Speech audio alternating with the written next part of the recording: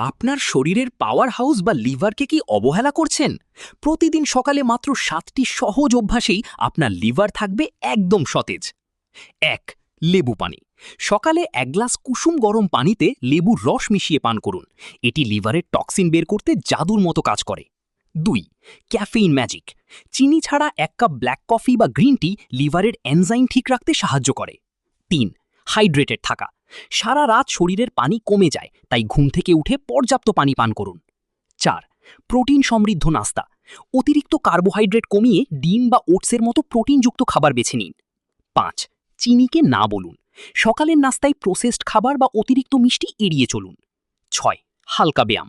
মাত্র ১০-১৫ মিনিটের হাঁটা বা যোগব্যায়াম লিভারের রক্ত সঞ্চালন বাড়ায়। ৭. সময় মতো নাস্তা।